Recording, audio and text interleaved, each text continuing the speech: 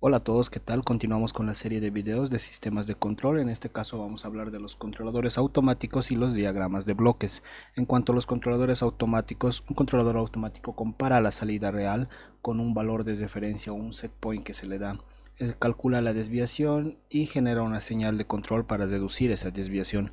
Esta señal se amplifica y se envía a un actuador que aplica la acción necesaria sobre la planta para tener una salida deseada, ¿no? Acá el controlador da una señal al actuador, quien actúa a su vez sobre la planta para tener una salida deseada. En todo caso que no se llegue a la salida deseada, él se retroalimenta por medio de un sensor que trabaja conjuntamente con el controlador automático. Para que la comparación sea correcta, la referencia debe expresarse en las mismas unidades que la señal medida. La clasificación de controladores industriales. En este caso vamos a hablar de los controladores más comunes, más vistos en la industria, que son uno, por ejemplo, el de acción de control de dos posiciones, o on-off como se lo conoce.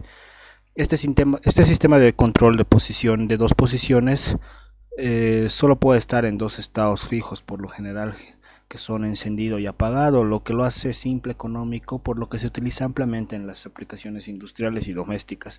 La señal de salida del controlador UDT toma un valor máximo o mínimo según sea el error que está midiendo, siendo comunes los dispositivos eléctricos como válvulas operadas por solenoides, que son normalmente abiertas, cesadas, mediante su energización pues cambian de posición, ¿no? Ya sea abierto o cesado. Estos presentan características llamadas como una característica llamada brecha diferencial, que acá se los voy a explicar. Acá, cuando el controlador llega a un límite, a un tiempo, podría decirse tiempo acá o magnitud, pues este tiende a activarse o cesarse, por lo cual ya tenemos una energía por acá. Pero a su vez que llegue hasta otra magnitud o tiempo seteado, pues se va a apagar y esta tiende a reducir, por lo cual en este ciclo todo el tiempo está oscilando, ¿no? Si fuese muy justo o no hubiese estos dos límites, pues todo el tiempo abriría y cesaría la válvula. A esto lo conocemos como brecha o salto diferencial. Un ejemplo común es este sistema de control de nivel de líquidos, ¿no? Un flotador.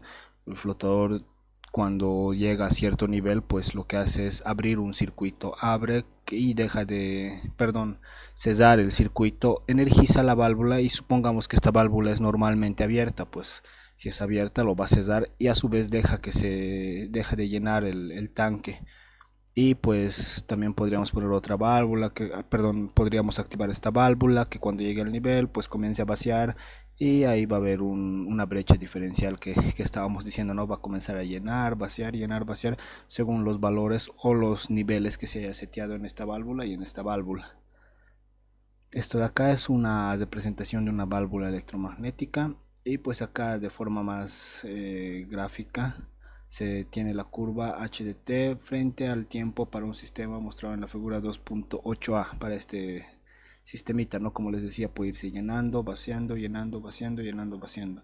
Todo ese cambio seteo se lo conoce como salto diferencial o brecha diferencial. Otro tipo de controlador es el de acción proporcional, ¿no? Que es una relación entre la salida de un controlador UDT y la señal de SOR. Acá de forma matemática UDT igual a KP por EDT, ¿no?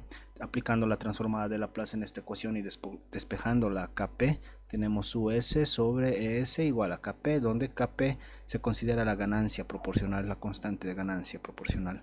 Cualquiera sea el mecanismo real y la forma de la potencia de operación, el controlador proporcional es en esencia un amplificador con una ganancia ajustable. Ahora, otro tipo también son los de acción de control integral. Un control de acción integral lo que hace es el valor de la salida del controlador cambia a razón proporcional de la señal de SOR EDT. Acá la salida cambia, en este caso es representado por una derivada, ¿no? Que cambia una razón del tiempo, que es igual a KI por EDT, despejando integrando ambos lados de la ecuación, pues tenemos u de t igual a, al ser KI una constante, podemos sacarlo de la integral y pues la integral de e de t es respecto del tiempo, ¿no? Donde KI es una constante ajustable. La función de transferencia del controlador integral llegaría a ser, aplicando la transformada de Laplace, UDS sobre EDS igual a KI sobre S. Continuando, otros tipos de controladores llegaría a ser el proporcional integral, PI, el que se define mediante esta ecuación de acá, que la saqué del libro de control moderno de Ogata. Y aplicando la transformada de Laplace, pues llegamos a esta otra ecuación donde se puede ver las constantes de proporcional y el tiempo integral TI. Todo esto ya está mediante la transformada de Laplace. Por otro lado, también la acción de control proporcional derivativa, PD, llegaría a ser esta ecuación de acá, que es dependiente del tiempo. Aplicando la transformada de Laplace, pues tenemos que es por partes, perdón, ya ha pasado al dominio S, y también se puede apreciar todavía las constantes proporcional y en este caso el tiempo derivativo. En el anterior era el tiempo integral. Y el último controlador, que es el más importante, ¿no? Que ya maneja las tres opciones: proporcional, integral, derivativo, o controlador PID como se lo conoce, que integra lo que es el proporcional, integral, derivativo, logrando de unir sus ventajas en un solo controlador. Gracias a esta combinación se mejora la estabilidad, se elimina el error en estado estacionario y se obtiene una mejor respuesta dinámica. Esta ecuación se describe el comportamiento de un controlador PID, expresa matemáticamente esta suma de efectos, representa la base de la mayoría de los sistemas de controles industriales modernos, que es esta ecuación de acá, grande, dependiente del tiempo, que igual la saqué de la bibliografía de Ogata. Aplicando la transformada de Laplace a esta ecuación, pues llegamos a esta, ¿no? Que está en el dominio S, y pues todavía se aprecian las tres constantes, ¿no? Proporcional, tiempo integral y tiempo derivativo. Acá, KP, ganancia proporcional, TI, tiempo integral, y TD, el tiempo derivativo. Ahora, si nosotros pasáramos esto a un diagrama de bloque y un controlador proporcional integral derivativo, llegaríamos a este bloque de acá, ¿no? Que pues, si tú desarrollas la ecuación es prácticamente lo mismo, ¿no? Que ya entra con cierto error y pues nos genera una cierta salida, ¿no? Y va trabajándolo todo el tiempo. Por otro lado, para el procedimiento de dibujar un diagrama de bloques se tiene lo siguiente, ¿no? Que es primero formular las ecuaciones que van a descubrir el comportamiento dinámico del componente. Luego estas ecuaciones se transforman mediante Laplace bajo la suposición de que sus condiciones iniciales son cero.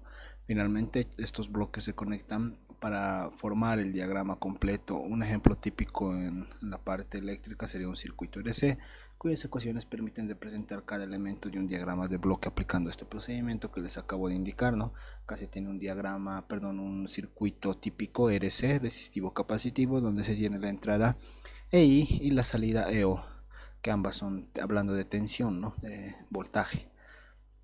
Bueno, la primera ecuación parte de acá de la ley de diferencia de tensiones en este punto, y aplicando la ley de Ohm, que es cociente igual a voltaje sobre resistencia. Acá la corriente que circula por este punto llegaría a ser la diferencia entre EI y EO, que son las tensiones que se aplican en estos dos puntos, por lo cual se llega a esta fórmula. Por otro lado, EO es la tensión que se aplica en el capacitor, y eso por bibliografías de referentes al tema eléctrico se sabe que la tensión en un capacitor es pues la integral de la corriente respecto del tiempo sobre su capacitancia. Aplicando lo que es la plaza a estas dos ecuaciones, pues llegamos a estas ecuaciones de acá, que son lo mismo, ¿no? Y en función de S ya no está en función del tiempo, la salida, la tensión en función de S ya no depende del tiempo. La primera ecuación, IS, que llegaría a ser este punto de acá, va a ser igual a esto menos esto multiplicado por 1 sobre R, esto menos esto por 1 sobre R. Por otro lado, esta ecuación pues es la salida EOS igual a IS por CS. IS por CS, que es lo que entra, ¿no? Bien, acá multiplica y esto sale, que es igual a la salida. Ahora, para tener el diagrama de bloque completo, pues lo único que haces es unir estos dos bloques, ¿no? Que este es un general, 1 sobre R, IS, y pues por acá igual va a entrar IS, que continuaría. Entonces se tiene esto, este lazo de acá. Entrada, perdón, salida sobre la entrada. EO sobre EI en el dominio de Laplace. Bueno, una vez que ya hemos entrado en eso de los diagramas de bloques, pues vamos a proceder a ver términos para la deducción de diagramas de bloques. Los términos más comunes son estos 7 que pude encontrar acá de una página que se les voy a dejar en la descripción del video para que puedan entrar, revisarlo, imprimirlo si así lo quieren, pues para darle crédito, ¿no? A la página que desarrolló esto, donde se tiene que la entrada A y la salida B, si se tiene dos bloques continuos, pues estos se multiplican. Si se tiene un bloque y dos salidas diferentes, bueno, iguales, pero en diferentes sentidos, pues se llegaría a bifurcar, ¿no? G. Y así mismo esto, ¿no? Si se tiene estos tres puntos, bueno, donde llegaría a ser este lo mismo que este, pues se subdivide, ¿no? Este pasa atrás y llega acá la división 1 sobre G. Este es uno más clásico, ¿no? Que se suman simplemente G1, ya sea acá el signo que cambie, más menos, pues se va a tener la suma o resta de estos dos bloques. Por otro lado, también si A, B, dos entradas diferentes, pues llegan a un bloque de suma y se tiene después otro bloque G cualquiera. Si quisieras que estos pasen a esta parte de atrás, pues simplemente los mueves. Es equivalente igual, se puede hacer. Otra equivalencia es esta, ¿no? De G a un punto sumador y otra entrada B y una salida C. Pues puedes sacarlo y traerlo acá, pero ya llega como 1 sobre G. Y este es el clásico, ¿no? Que usamos, que es G1, G2 retroalimentado por un sumador, G1 igual sobre 1 más o menos más G1, G2, dependiendo del signo. Si que es más, pues va a ser una de estas. Si es menos, pues va a ser una suma. Continuando con un primer ejemplo, hallar la función YR, que es la salida sobre la entrada del siguiente diagrama de bloques.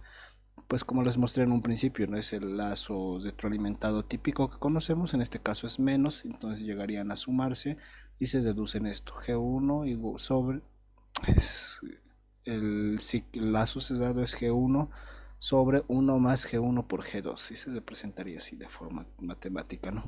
Continuando al ejercicio 2, pues se pide simplificar este diagrama de bloques de acá, ¿no? La salida sobre la entrada. Acá como primer punto, si vemos acá en este punto suma, pues están llegando dos bloques, ¿no? G3, G4, que tranquilamente podrían restarse y expresarse como una sola línea, perdón, como un solo bloque. Y se tiene acá el dibujado. Ahora por otro lado, la teoría te dice que no afecta el valor de los bloques. Si tú jalas este bloque, perdón, este punto de suma hacia este extremo, no afectaría, no se vería afectada tu ecuación porque al final siguen siendo una misma recta, por ende va a tender a sumarse en cualquier punto. El orden de los factores no va a alterar esta suma, por lo que se puede dibujar de esta forma, ¿no? Lo traen acá, acá y acá. Posterior a eso, si se dan cuenta, ya tenemos dos bloques más familiares, ¿no? Que se nos simplifica. Acá, pues, al ser solo una entrada, se considera como 1, se está sumando G1 más 1, y por este otro lado, pues, están sumando todo lo que hay acá, menos todo esto, ¿no? Que es G2, perdón, es G2 sobre 1, en este caso es menos, más G3 menos G4 por G2. Acá está representado. Entonces esta llegaría a ser la simplificación. Posterior a ello, pues, uy, aquí lo copié dos veces, mil disculpas, pero ya posterior a esto, lo único que hay que hacer es multiplicar. Una vez que multipliques esto por esto, pues llegas a esta expresión matemática. Continuando en el ejercicio 3, pues se pide la simplificación de este diagrama de bloques. Si se dan cuenta, acá tenemos dos puntos que podríamos sumar directamente. Esto es G1 más G2 y esto es G3 menos G4. Si dibujamos, pues llegaríamos a esto, ¿no? Donde ya es un circuito alimentado clásico que conocemos, que es este término sobre 1, en este caso es esta, es menos, entonces llegaría a ser más esto por esto. Esto de arriba, el primer término, sobre 1, como les decía, más sobre, perdón, más esto por esto. Desarrollando la ecuación, pues se llega a esta ecuación de acá. Continuando con el último ejercicio que les quiero mostrar, que este ya es un diagrama un poquito más complejo, que es este, el que queremos deducir. Bueno, lo primero que hacemos acá es distribuir este G2. Si bien va a pasar por acá, también se va a bifurcar por acá para poder separar los bloques, ¿no? En dos puntos, por lo que se llega a este diagrama de acá, que se separa, va delante de la flecha, aquí como ven, y también por la retroalimentación. Ahora acá podemos observar que tenemos la multiplicación de estos dos y la suma en este punto, G5 más G2, por lo cual se está representando acá de esa forma, ¿no? Los diagramas G2 más G5 y la multiplicación de estos dos puntos G2, G6. Llegaría a ser esto la deducción. Posterior a eso tenemos la multiplicación de estos dos puntos y luego tenemos otras de distribución que lo van a ver enseguida. Esto de acá, no sé si se dan cuenta, este punto se está distribuyendo, sale acá, viene acá y también se retroalimenta por acá en tres puntos. 1, 2, 3 se está distribuyendo. Entonces, una vez distribuido, pues acá tenemos igual, ¿no? Una multiplicación G4 por todo este término, G4 por todo ese término. Luego el diagrama queda de esta forma, ¿no? Acá luego, ¿qué podemos ver? Acá tenemos el circuito, perdón, el lazo cerrado clásico, ¿no? En lugar de un bloque, pues solo es una línea, lo que representa un 1. Entonces, 1 sobre, en este caso como es menos, se van a sumar, se suman esto por esto. O sea, solo llegaría a ser solo esto porque acá hay 1, ¿no? Entonces se presenta de esta forma el gráfico. Y bueno, ahora qué podemos apreciar. Lo que vemos es de nuevo el mismo diagrama, ¿no? Podríamos simplificarlo, que es esto, perdón, es 1 más esto por esto. 1, bueno, acá ya se deduce, ¿no? No voy a abundar en detalles, pero ya se deduce. Al ser menos este punto de acá, entonces pasa acá a distribuirse a G1. Continuando, pues ya tenemos este circuito clásico, ¿no? Que ya conocemos más a detalle, que sería con un menos igual, por eso menos con menos se quita, aquí debería ser más, pues menos lo anula, ¿no? Se va que en este próximo paso ya vemos que es positivo. Luego es 1 sobre, perdón, el término de acá arriba, este ya es desarrollado, no he querido entrar tanto en detalle, les voy a dejar la página, pero ya son bloques desarrollados, distribuidos, si se dan cuenta estos no se parecen en nada, ya están distribuidos por todo lo que en un principio hemos dejado fuera del bloque, y pues ya luego sería cuestión de multiplicarlo, y ya si hacen cálculos más detallados pues llegamos a esta simplificación, ¿no? Este diagrama de bloques. Bueno, eso es todo por esta presentación. Gracias por su atención y si no están suscritos, suscríbanse, me ayudan harto con eso para seguir sacando videos. Hasta luego, gracias.